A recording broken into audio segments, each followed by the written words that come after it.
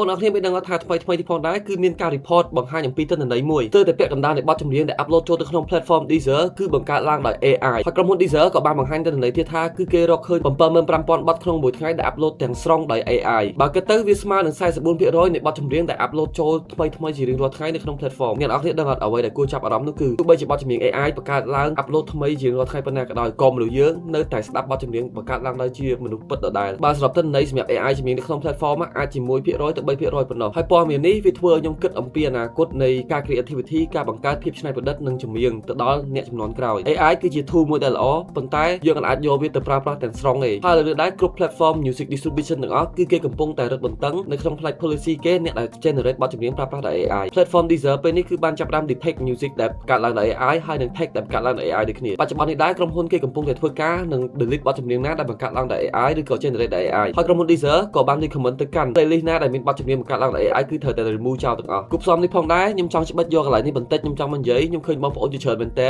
សម្រាប់បងប្អូន MMO បងប្អូនជាច្រើនដែលខ្ញុំឃើញនៅក្នុង Facebook ឬក៏ YouTube គាត់ព្យាយាមរកលុយ upload ចូលទៅក្នុង DistroKid TuneCore ដែលបង្កើតឡើងដោយ AI ខ្ញុំអត់និយាយនេះខ្ញុំអត់ទៅប៉ះពាល់បងប្អូនអរគ្នាទេវាគឺជាការរកលុយសម្រាប់បងប្អូនអរគ្នាវាគឺជាចំណូលរបស់បងប្អូនប៉ុន្តែខ្ញុំចង់ប្រាប់ថានេះគឺជារឿងមិនល្អដែលយើងមិនគួរធ្វើទេយើងធ្វើអញ្ចឹងយើងដូច scam គេយើង fraud យកលុយក្រុមហ៊ុនគេអញ្ចឹងហើយនេះខ្ញុំអត់និយាយប៉ះពាល់ទេបងប្អូនចង់ធ្វើអីក៏ធ្វើចុះជារឿងរបស់បងប្អូនតែខ្ញុំនិយាយនេះខ្ញុំនិយាយទៅកាន់បងប្អូន artist យើងសូមកុំធ្វើការប្រើប្រាស់ AI ដើម្បីយកវាមក upload ចូលទៅក្នុងរលុយឬក៏អីវាអត់ល្អទេបងប្អូនអរគ្នាហើយមួយទៀតបើសិនជាបងប្អូនអរគ្នា producer អ្នកនរគ្នាអាចប្រើប្រាស់ AI ដើម្បីយកមក inspire ធ្វើភ្លេងបានឬក៏ generate vocal បានប៉ុន្តែអ្នកនរគ្នាកុំ generate ភ្លេងទាំងមូលហើយយកមកធ្វើការគេទាំងមូលទាំងអស់អត់បានទេយើងប្រើប្រាស់កំណត់ខ្លួនឯងអ្វីខ្ញុំចង់ប្រាប់បងប្អូននៅពេលដែលអ្នកនរគ្នាប្រើប្រាស់ខួរក្បាលភាពច្នៃប្រឌិតធ្វើឲ្យយើងឆ្លាតធ្វើឲ្យខួរក្បាលយើងមានភាពច្នៃប្រឌិតមានភាពរហ័សរហួនការគិតរបស់ខួរក្បាលយើងក៏ល្អដែរដោយសារខួរក្បាលយើងគឺប្រើប្រាស់សម្រាប់គិតរាល់ថ្ងៃអ្នកនរគ្នាដឹងថាមនុស្សមួយចំនួននៅពេលដែលគាត់រាល់ថ្ងៃនេះគាត់អត់ប្រើខួរក្បាលគាត់គិតអត់ប្រើខួរក្បាលគាត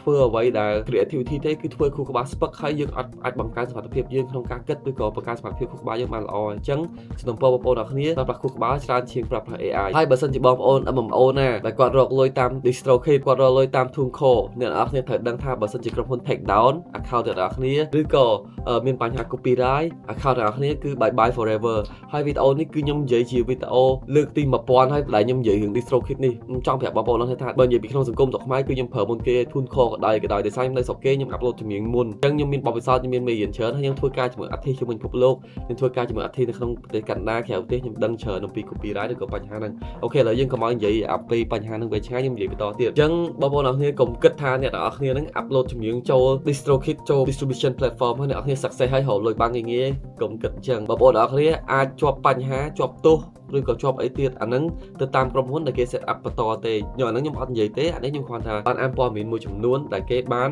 និយាយនៅក្នុង podcast ឬក៏អីចឹងគេធៀបដូចគ្នាគេឲ្យអ្នកនរគ្នារកលុយស្រួលទេពីព្រោះអាហ្នឹងការ fake dream របស់គេគឺ fraud លុយរបស់គេការ scam លុយរបស់គេយើង scam បែបជាចម្រៀងហើយ music industry ជុំវិញពិភពលោកពេលនេះគឺគេកំពុងតែរៀបចំផ្លាស់ប្ដូរ policy របស់គេ platform ទាំងអស់កំពុងវាច្បាប់នីមួយៗថ្មីដើម្បីការពារ artist ពិតប្រាកដដូចពួកខ្ញុំការពារអំពី copyright ការពារអំពីការអ្នកដែល fake stream របស់គេខ្ញុំបាននិយាយអញ្ចឹងខ្ញុំចង់ឲ្យបងប្អូនអរគ្នាចាំម្ដងទៀតថា AI គឺជា tool មួយសម្រាប់ inspire បងប្អូនអរគ្នាសម្រាប់ធ្វើការងារតែបើប្រើវាសម្រាប់ spam ពីឲ្យ fake creativity ហើយណាមួយវានឹងអាចប៉ះពាល់ទៅដល់ account បងប្អូនអរគ្នាហើយវាក៏អាចទៅប៉ះពាល់ទៅដល់គេឈ្មោះបងប្អូនអរគ្នានិង career បងប្អូនអរគ្នាដែរអ្នកអរគ្នាត្រូវចាំថាគេត្រូវការសមត្ថភាពពិតបើសិនជាបងប្អូនអរគ្នា fake stream បងប្អូនអរគ្នា fake ថាអ្នកអរគ្នាគឺជា artist ដល់ពេលគេហៅបងប្អូនអរគ្នាទៅជាសម្ដែងបងប្អូនអរគ្នាទៅ event ផ្សេងៗកម្មវិធីមួយយើងអត់មានសមត្ថភាពពិតនោះយើងនឹងខូចឈ្មោះយើងនឹងខូច career របស់យើងនឹងខូចតម្លៃរបស់យើងអញ្ចឹងចង់ឲ្យបងប្អូនអរគ្នាថា be yourself be creative be unique be who you are ហើយអ្នកនរគ្នាកុំភ្លេចជួយ follow page ទាំងក្នុង Facebook ទាំងក្នុង YouTube